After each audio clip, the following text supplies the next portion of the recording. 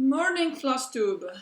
So I'm Orietta Stitches, and it's Sunday morning. It's the 16th of July, and I'm gonna do something different today. It's something I have been thinking to do for a while, and it has been requested a few times, and I'm gonna try to do it. And what I'm gonna do is do a Omanik frame Q&A.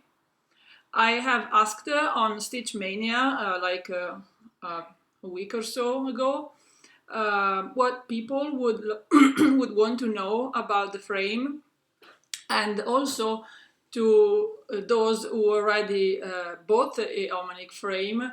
I asked what that was that they would have loved to know ahead of time, so they could have make a better decision about what to buy and what not.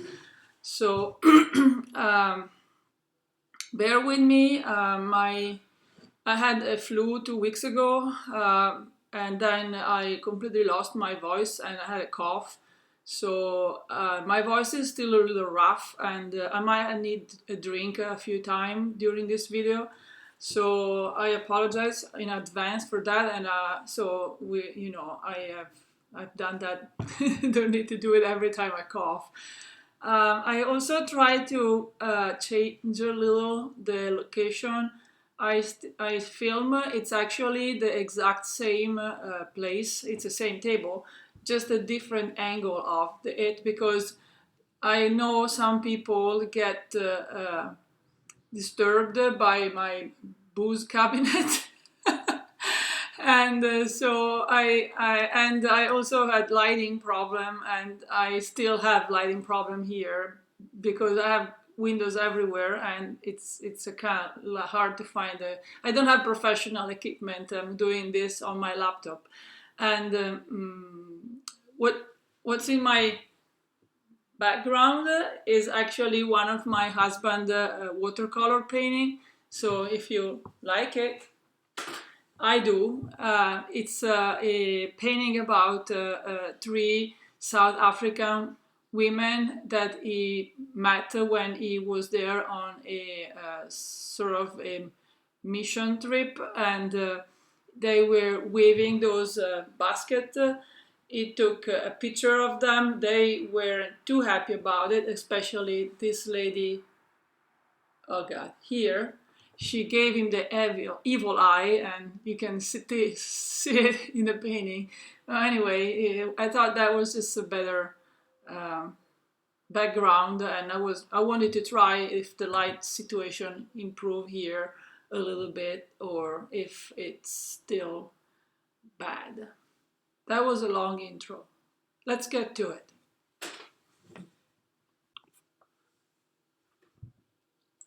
Okay. So, what is the Omanik frame? Probably most of you know. It's a cross-stitch or tapestry, but mostly cross-stitch, I would say, embroidery, whatever, frame that allow you to, it's like a scroll frame kind of frame. And the difference from a regular scroll frame is that it has those plastic part that you turn, and you can adjust the tension. So what you can do compared to a regular scroll frame is that you cannot have a very drum tight tension on the fabric. This is not tension right now. It's up just for the demonstration. And I choose to put like a plain fabric. I have not stitching on it yet. I will have. But it was less distracting than a half-done project. Okay, so the frame is made of different parts, and I'm going to take this apart, and so I can show you each part and what it looks like. So let's do it real quick.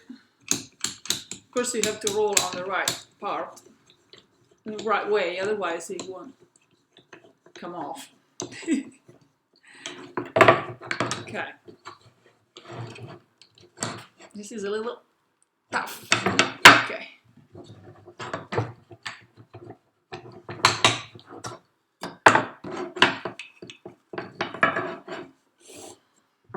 Okay.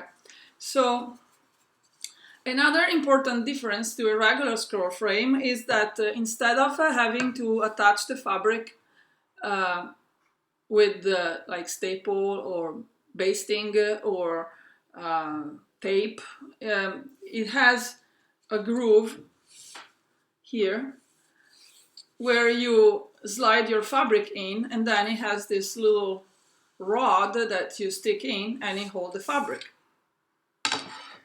So the frame itself is composed of 8 parts actually. The rod, the the bar itself and its own rod, and you have of course 2 of those, and then the side structure, which is made of this wood part plus this plastic part that come out, and that is like a screw thing, and it provide the tension. You probably already seen it before, but you know, just as I'm trying to be true. So how does it work? Well, it works by skewering the fabric on the bars using by sliding it and putting the rod in. I will put it back together in a minute and show you the whole process. And then by inserting the side on there are slots to do it, and then with the fabric attached, you roll it in and it provides the tension and it holds together. As someone noticed, if there is no tension, it won't hold together. So you have to be careful with that. Okay, so let's take the fabric off and put it back on together and see how it works.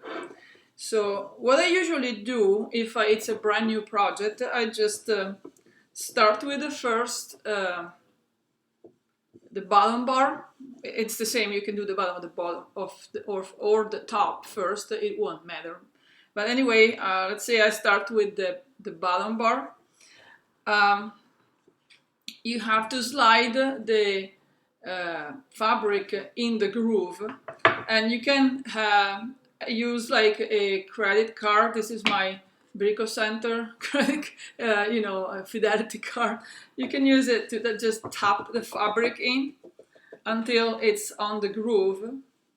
And you have to be careful. I already have a video up where I do this, so yeah, I'm just trying to do it like fast. But anyway, you tap it in so it's in the slot, and when it's in, you slide your rod in, and you have to be very careful and make sure your fabric is evenly in all the way through, because if it's not perfectly straight in the groove, the problem it will have is that your tension will be weird, or the frame will be wonky because there is more space in one side than in the other, and it won't work very well. So you just have to, look through. It's easy because, it's an even weave, so you just check the weave of the fabric and make sure you are perfectly straight.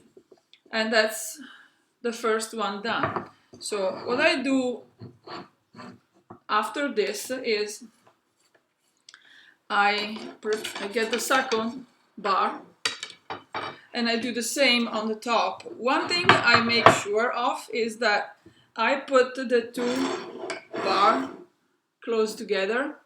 So when I put in the second side of the fabric, again, I can't do it now with my finger. I have very, thin finger, but a credit card works really good. So I put them together so they are even, and I make sure the fabric will be exactly in the same, starting and finishing in the same spot on both bars. And then I put in the second rod, again being very careful. I get the fabric perfectly straight, and you know, right now you're watching me doing this, and it seems very easy.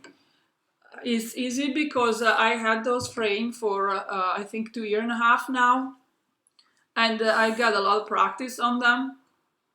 So I know many people, when they first got the frame, were very frustrated because of the loading process. It took them forever. The first few times you do, it does. The bigger the frame, the worse it is. I think, as I said, I probably said that before in my first video about it. The first time I loaded my work travel bookshelf, which is on a 36-inch piece of fabric, and it's loaded on my 90-centimeter Omanik frame, it took me like an hour to have it done properly, straight, and where I wanted it. And it was winter, but and very cold, but I needed a shower when I was done because I had sweat a lot, and it was really, it's hard the first few times. It takes like practice, but when you get the practice, it gets faster. So when you have both sides load, you just roll up the fabric, making sure you roll it like you know, evenly. It doesn't go wonky on one side or anything like that. Most fabric are correctly, you know, straight. If your dyer is a good one, like mine is, that is straight. If you cut it yourself, like I do, it won't be straight, but you know, you do the best you can. So when you have those rolled up, you insert the wood part in the groove, and you insert the plastic part in the other groove, and then you do the other one.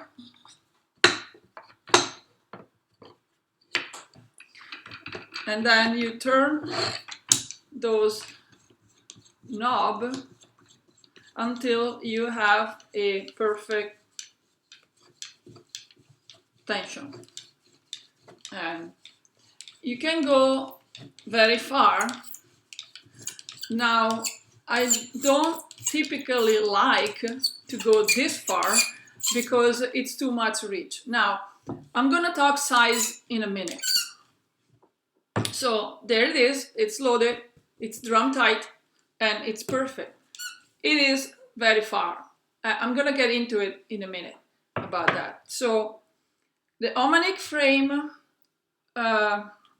which is called Quantum, come in many different sizes, and I know they recently added a inches conversion in their website, but I still have here a rundown of all the sizes for the bar and for the sides, and I have the inches conversion. Of course, I am a metric person, so my inches are not in 8, but they are like in decimal inches, so that's kind of funny. But you know, I give you like a rough size, and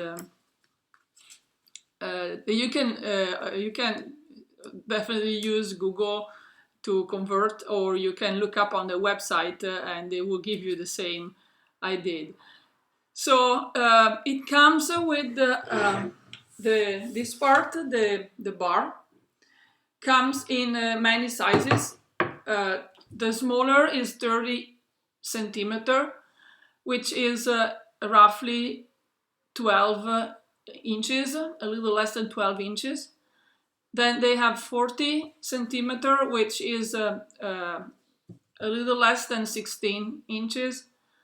50 centimeter, which is roughly 20 inches, a little less than 20 inches. 60 centimeter, which is 23.5 inch. 70, which is 25.5 inches. 80 centimeter is 31.5 inches.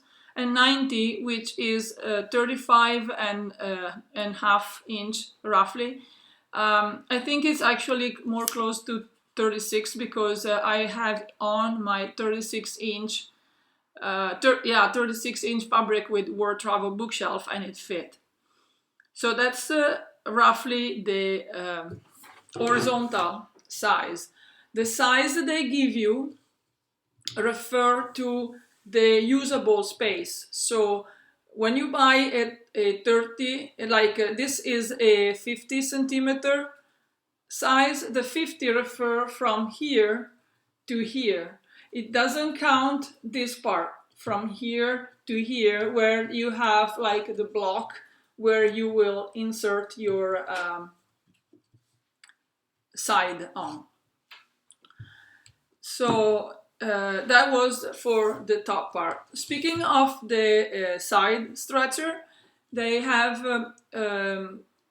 when I first bought it, like over 2 years ago, they only had two sizes. They have the 20 centimeter and the 30 centimeter. Recently, they have they add the 15 centimeter side, which I really like. So this one I'm showing here is a 20 centimeter. The 20 centimeter side, the measurement is referred from the base here of the stretcher all the way to the top of the nut. Okay, so a 20 centimeter side will give you a workable space of roughly between 9 and 12 inches, depending how far you extend your stretcher, which is already, you know, quite a bit of fabric. You can see it here. This is almost fully extended, so it's a lot of space. And this is the maximum side size I would buy. I personally, I have shoulder issues and back issue. I don't like to stretch my arm too far when I'm stitching, and if it was any bigger of this, stitch on the top part for me would be very uncomfortable. But there are people that doesn't have that problem, so for them the 30 centimeter side would be good too, because they can have I don't know, I'm thinking about people that like bead their project at the end. They probably would be able to have most of their project exposed all at the same time. But that's the only, personally, that's the only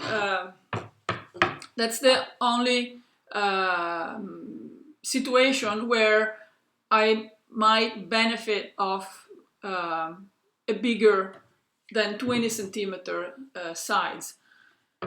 So okay, so the 15 centimeter sides give you a work area between 7 and 10 inches. The 20 centimeter give you a work area between 9 and 12 inches. The 30 centimeter will give you a work area between 13 and 15, 16 inches. So that would be really, really wide and really awkward to work with. Okay. What else? Okay, what would you, people ask always, often, if they are comfortable to stitch in holding them in hand. For me, they're not. I need a stand to be comfortable. They are fairly heavy compared to a regular scroll bar. I weighted this one loaded with the fabric. This is the 50 centimeter frame. It hold to have an idea of the size. It hold. This is a fat quarter is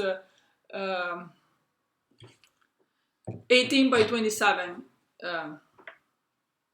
Yeah, 18 by 27 inches. So this, it fits on the 50 centimeter bar. I weighted this, and it weighed about 2 pounds, roughly a kilo, 900 grams.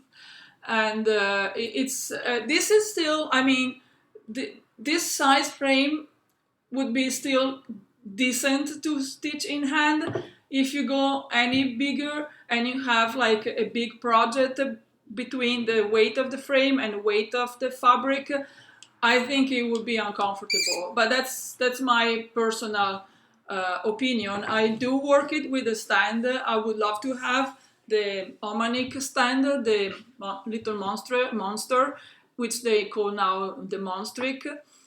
But unfortunately, it needs a lot of clearance in front of it or on the side of it to be maneuvered. And I have a small house. I don't have any space on either side of my stitchy chair, and leave alone on the front, because I like to prop my foot up on a stool. So I couldn't buy their stand, but it's a great stand. I've seen it in person, and I would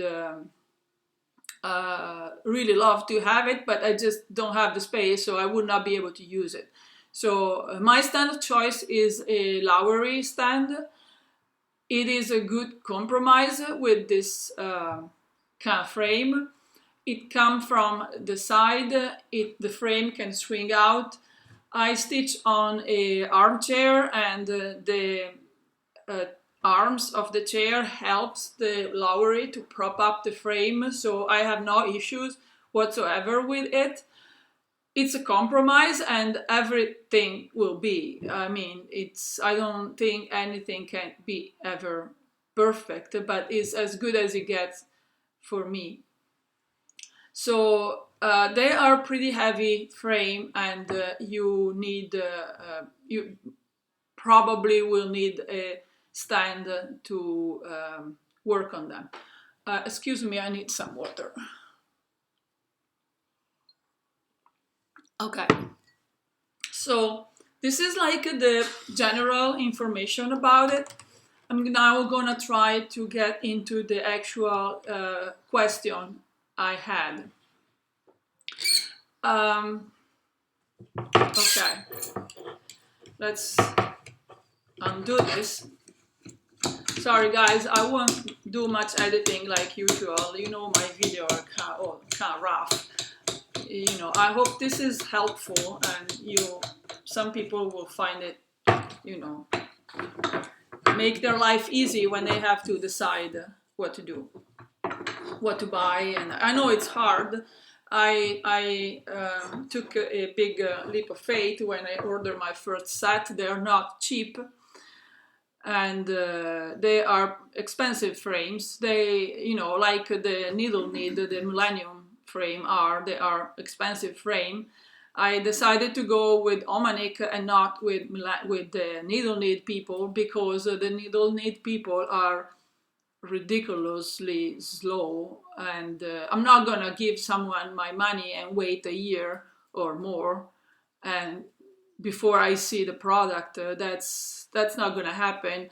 I have a Millennium frame. I bought it on eBay from someone that was giving it away, and it's great. It works exactly the same, but I would never give my money to them, because they just crazy. And I'm gonna leave this to that, because I don't want to turn this into a drama about the Millennium. I mean, a great frame. They're both excellent frame. My choice is Omanik. And if you're wondering, I have no affiliation whatsoever with the Omanik factory. I'm a good friend of Anton. I happen to be in Tallinn, which is where Omanik factory resides. It's a European country near the Baltic Sea. And I happened to be there last year, so as you know, I was there, and I always try to meet Stitchy people when I travel. I asked him if he would allow me to visit the factory, and he did, and I have a video up about that, and we had a great time, and he's actually coming to visit me. It is in Italy, I think at the end of August. We're not sure yet of the day, which will be fine. So I do friends with them, but I became friend after, and I have absolutely no interest in selling their frame. I just think they're great, and I like to help people find some tool that make their hobby more enjoyable. So okay. So now let's go with more some of the question. Okay, I show how to load. Okay, fabric allowance. Okay, that was one of the problems that people had. They had trouble. They didn't know that to load the frame, you need at least to have a 3-inch margin on top and bottom of your fabric. Personally, I try to have 4. You can work with a little less than 3, but it might become, you are really borderline. You need at least 3 inches of fabric on top and bottom of your fabric. Okay. Recently, there has been many people complaining because the fabric slip out of the rods, and I found that kind of funny because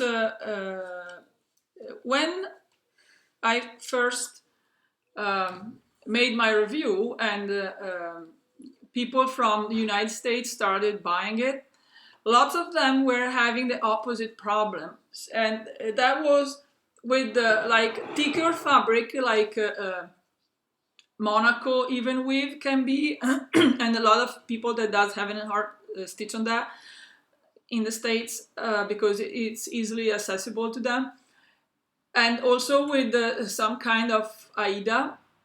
The fabric was so thick that it was impossible to slide the rod in the groove because there was not enough space left after you put the fabric on. So many people had to pretty much sand down the rods to be able to mount their fabric on the frame. I guess the Omanik frame addresses this problem. They're always very helpful, and they try to understand what the customer problem are and to correct their frame, make their frame better. They're now making their rod a little thinner, so they would allow for thicker fabric to be put on the frame. Well, apparently that has caused an issue with thin fabric because what I hear, I don't have a recent frame, I have some coming. So I will have a try on that. But what happened is now that thin fabric tend to slip out of the groove. Now, I have a few suggestions about it, and you can see here too, when there is no tension, the fabric is easy to just tug out, and it just comes out of the groove. So how the tension, how this work is that when you first put the fabric in, it's kind of loose, unless your fabric is very thick. The fabric will be kind of loose. What make it stay is that the rod, it's thicker than the end part of the groove. It's like, I mean, I don't know if you can see it, but the groove has like a triangular shape. So I had just a couple of fabric that were a little more sleepy than other, and I found that a easy trick that works and that you don't need to do anything else is just to grab your fabric, both sides, and like pull it toward the outside of the frame until the rod can't get stuck in there. And see, now I can pull and my fabric doesn't move anymore. So you just grab both, the flappy part that is out and the part that's loaded. You grab both and you pull toward you in a few spots, and that should secure the fabric, and so it won't slide out. Now, if it's still sleepy,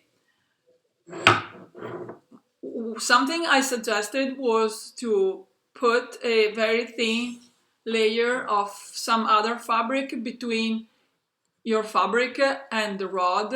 I'm thinking like a medical gauze, that is kind of rough, so it would help keep the tension. But usually, as I showed, just pulling this toward the outside fix the problem. And then when you start rolling, the rolling itself kind of secure the fabric in there, and it doesn't move anymore. And this is also why having a good fabric allowance on top and bottom helps, because as you start rolling the frame a little bit, it makes it a lot sturdier and it doesn't slip anymore. I know some people are very conservative with their fabric, so they don't leave a big margin, and I understand.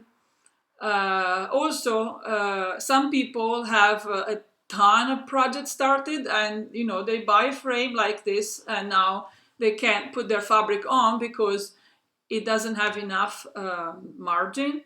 You can't put stitch the part in the groove. That would not work. And for those of you that have like a little margin and all the project already started and still want to use the frame, the easiest thing to do is just sew a strip of any fabric on the top and bottom to like add margin, and that will help you be able to put to mount your fabric on the frame. I know that kind of defeat the purpose of having a no busting system, but I didn't buy this frame because of the no busting. That's a plus. But I bought it because it achieves a kind of drum tight tension that no other frame can do. So that is something, some little tricks you can use to fix the slipping fabric problem. And I think the issue has been addressed to Anton. It just doesn't know what's best to do, because if you make it thinner, the fabric slip out. If you make it thicker, some fabric won't fit. So it has to be a compromise. So you kind of have to work around the problem a little bit. It's I don't think it's a very big issue. I have all my fabric are Swigert, and they all stay, they behave, they don't slip out. Again, I think my older bar are like 2 years old, so it might be something that changed. When I get my new bar in September, I will know if it's something they changed, and I'm gonna talk with them about it too. So that's what you can do to help if your fabric is sliding. Now, when you load it, some people ask, okay, the slot here where you stick your stretcher in are like off-centered. So depending on how many times you roll your frame, they could be end up in different positions, like one is in the lower part and one is in the top part. That's not the issue. You can use it that way. It won't affect the frame and it won't mess it up. It's fine. Another problem was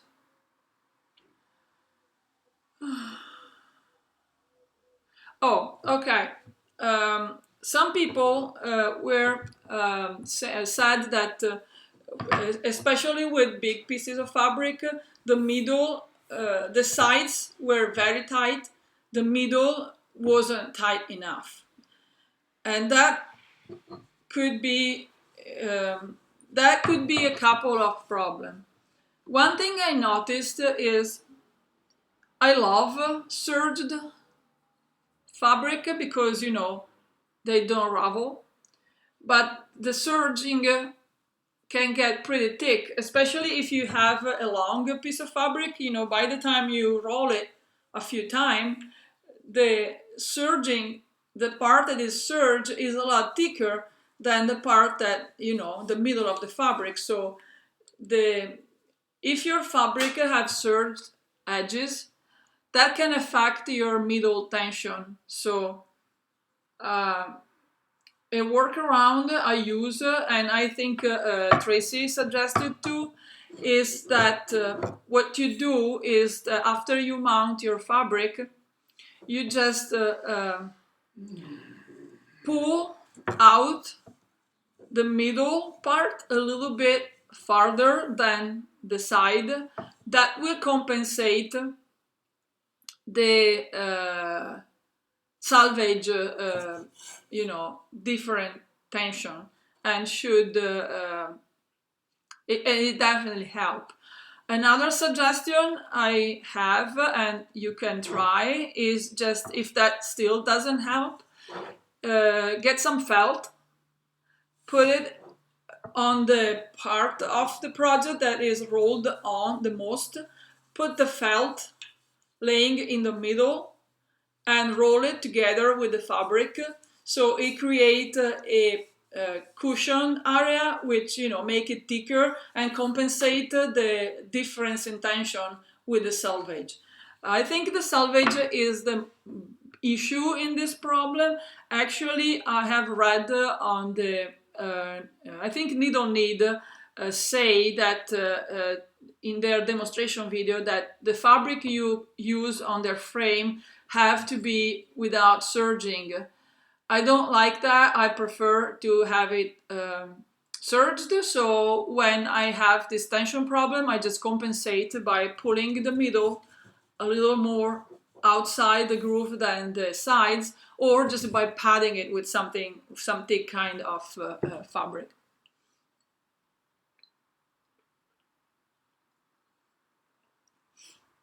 Oops, water on my fabric. Crap. Sorry. So this thing is so long, it's gonna take me an hour to upload. Okay, but we are almost there. Okay, one thing you have to always, and this is not a question, but it's something I want to address. One thing that happens always with either of those frame, Quantum or even with Millennium, is the same, is a problem of fabric stretching. And by that I mean, when you mount your fabric and you stretch it real tight because you want it super drum tight, right? Over time, the fabric might stretch vertically. And I noticed that happen more with stretchy fabric like Lugana. It doesn't happen that much with linen.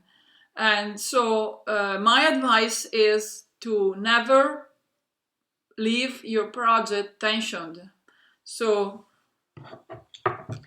what you do is that, let's put it back together.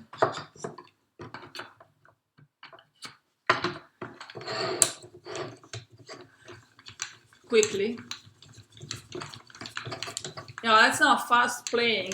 It's me going like the wind. Okay. Okay, so it's super stretched. Okay.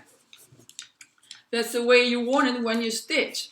Well, when you're done stitching, before you go on with, the rest of your day on your good bed, just,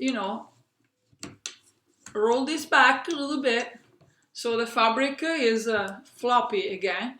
Don't roll too much, otherwise when you pick it up, everything fall out and, you will have a hot mess. But, release the tension when you're not stitching.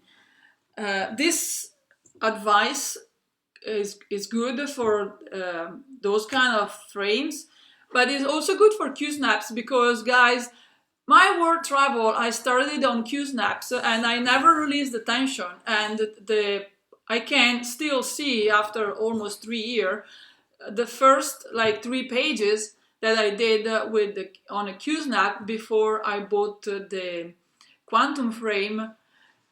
It deformed the fabric. It's like the pages are bigger, have been pulled, and they are bigger than the other. So it's always remember to release the tension on your fabric. Okay, I think we are almost there. I had some. Oh yeah. And about this problem, this fabric stretching problem that will leave you with a fabric that is longer than it is when compared to when you bought it. It doesn't, if you release the tension, it won't happen that much. But if you are super worried about that, they have just come up with a new style of side stretcher, and I order a pair, and it's gonna come. I say in September because I'm going to go on a holiday, so I told them not to ship them until I come back because I'm afraid they will come when I'm gone, and with Italian post service that would be a mess. So they come up with a new system, and I'm gonna try and insert a picture here.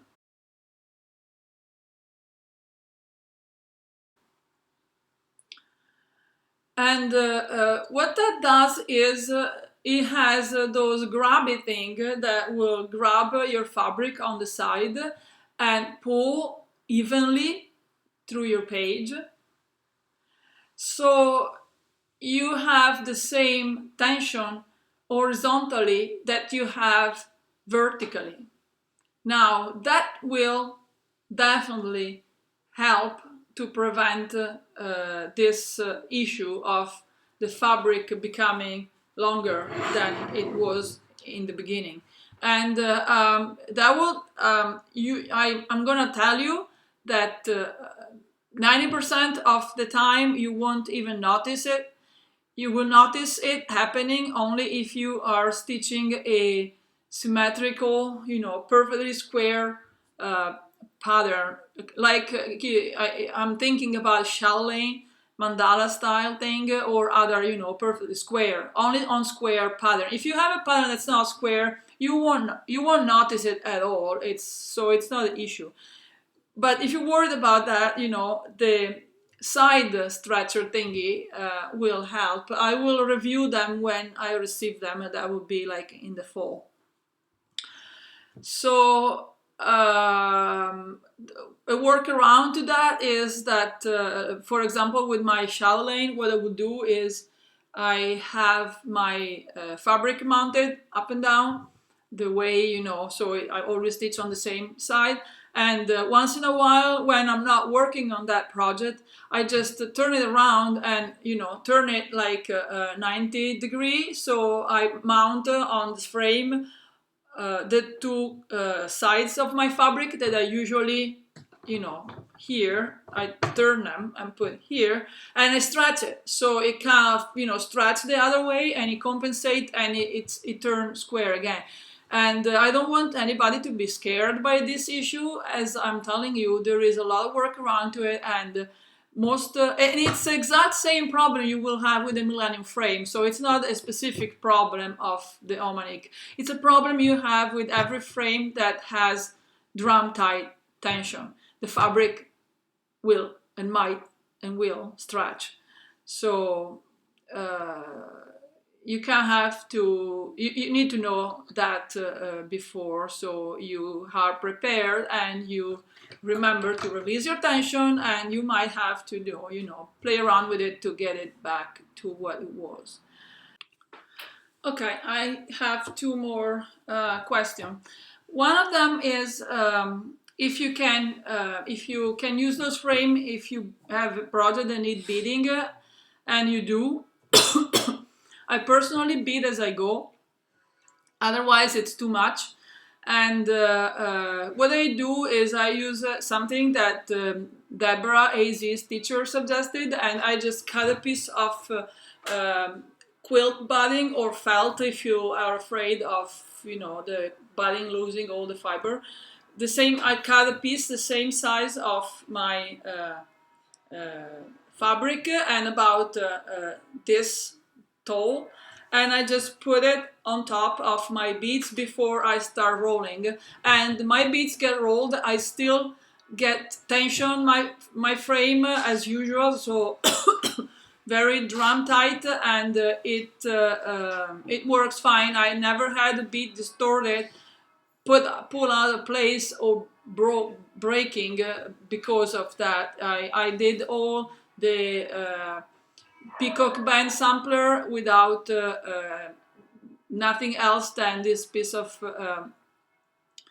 felt, and it worked great. So you can definitely bead as you go using those frames. Just, you know, pad your bead with something. And another question I got, and that I hear quite often, is what is the best frame for a stitcher? And that is really a matter of preference, guys. It's hard to tell. I don't change a project very often. I would say that if you have like hundreds of whips, and you switch whips every few hours, multiple times a day, maybe this style of frames like Omanik or Millennium is not for you, because it does take a little bit of work to put it on. It's not like a Q-snap that you lay the fabric on and you snap on and you're ready to go. It takes, you know, it takes a few minutes to have it set up. It's a price that is small to pay for me, because of the tension I get, and because I like my fabric. I don't like Q-snaps for the even with grime guard. My projects are all very big, and they're very, you know, they become cumbersome. I like to have the entire span of fabric visible, and I like the drum tight tension. So I wanted a scroll frame, but I couldn't deal with a scroll frame that didn't have drum tight tension. So this for me is perfect, and I'm happy to spend like a few minutes every time I switch project to load my fabric on the frame and unload it when I'm done. I do own a few sets, so I don't have to spend that much time. Most of my projects, I don't have many projects going, and they are pretty much all of them have their own frame. I I know not everybody can afford that, and it's perfectly fine. If you can get enough bars to have a few projects going, you can get only one set of stretcher, and just, you know, you don't have to do the loading of the fabric again, but you just have to take the stretch off, roll your frame away and put it aside, and put the stretcher on the other side of bar, and that will save you some money. As long as what side to buy. As I said earlier, I personally like the smaller sides much better than the longer one. So for me, it's 20 centimeter one is definitely more than enough. And that's about it. It really depends. You have to really think hard what is your style of stitching and what you expect from the frame.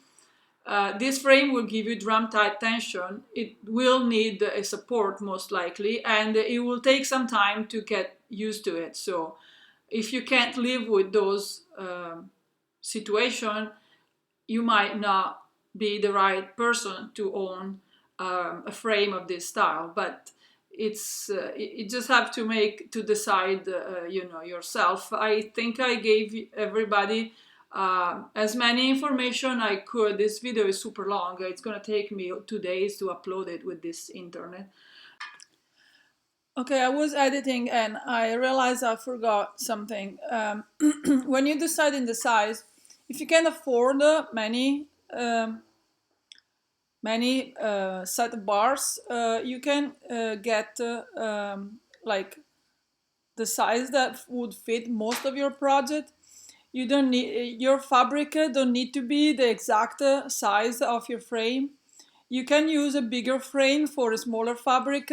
Just don't leave more than like I don't know how many. I would say, yeah, 4 inches, about 15, 20 centimeter of empty bar on each side of your fabric.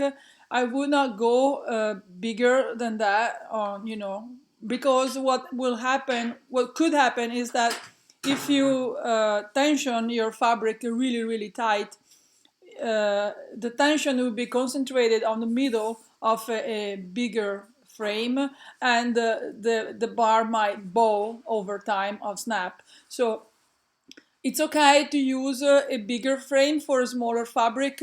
In this specific frame I'm holding, I would not go smaller than like this, you know, this much. So you have an idea pretty much how much you can jiggle with this with your project. So measure the, you know what kind of fabric you usually stitch on, what size. So yeah, consider that when you are deciding. Oh, there is only one last, and I know it's scattered and confusing. It's really hard. I had notes and prepared, but this is I'm not, you know, a professional, and this is just me rambling about the frame, I guess. One more thing I want to address is that sometime, like this very time, you have your fabric on the frame, you start stretching, stretching it, and when you have it stretched all the way, you realize that the area you want to work on, it's like up here or down there, or you have you ended up with so much stretched, exposed fabric that it's too much and you don't want to deal with that. Well, that has simple solution. The easiest one is to rotate your frame more, like give it one more roll. But in some situation, like here, see, if I do this, I can't get, well, I can hardly get, yeah, I can hardly get, but now I have to pull, and pulling won't hurt it. I have to pull to get it in, so I have less fabric exposed. Another solution to that is doing what Tracy does, because she's a smart girl, and is that she load the fabric, I think she, and I hope she will correct me because I forgot what she said, but I think she rolled first, she mount and roll all the way the part that has the most fabric on it, and then she do the other way around, I'm sorry. She first put on the top and she roll, and then, well, anyway, no matter what, this is very confusing. I'm gonna do it again. Okay, the last issue I want to address is that sometime after you have mounted your fabric on and rolled the side and put the bar on, you realize that the area you want to stitch is in the wrong part of the frame, or that it stretches too far. Well, in that case, most of the time you can just, roll once again and you will still be able to put it in. Sometimes you have to, like pull hard on this side to get it in, and that's fine, it won't hurt the frame. Or another thing you can do, another way to resolve this problem is do what a recipe showed, and it's like mount the side of the fabric, one side of the fabric, roll it up, get your project where you want it, and then mount the second part of the fabric, the second side of the fabric, leaving as much fabric on top as you need, so the area you want to stitch is in the correct position. And you don't necessarily have to put just the very top of the fabric here. It could be like stretched at this point. That would work anyway. Of course, it has to be a empty fabric part, so you kind of have to figure out, what's the correct place to put to mount your fabric on, so you have the span of fabric to work on that is on the spot that you really want it to be. And yeah, that also takes some time and some adjustment. You get better with time doing it over time, but yeah, it does definitely need some time to set up. Okay, well, I think that is all. I have talked way too much, and I know I've been confusing at times. I'm sorry about that. I tried my best. If you have any question about either the anything really that I ramble on this whole time, please write the question down below. I will try to answer it the best that in my possibility. One last thing that I want to say is that if you are on the fence about purchasing this frame, right now they announced it the other day. Omanik factory is celebrating 10 years of activity, and they are having a very appetizing disc offer that will be running between 15th of July to 15th of August. And I don't have the detail right here, but I will link it down below. Anyway, what I remember is that if you buy 2 sets of frames, so at least 2 bar and 2 set of stretcher, you get 20% off. And if you buy a Monstrix stand, you have 15% off, and there is other, but I will link it down below, so you can go on their website and read. Another thing I want to say is that I know their website can be confusing sometimes to understand, and it's hard to figure out what parts you need and what parts you don't need, especially if you're buying the stand.